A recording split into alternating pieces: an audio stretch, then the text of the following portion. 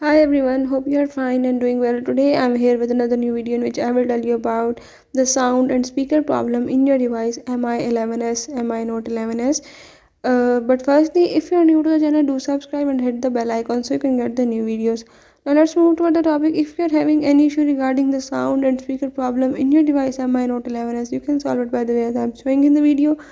Just follow the steps and watch complete video so you can understand how you can solve your sound or speaker problem.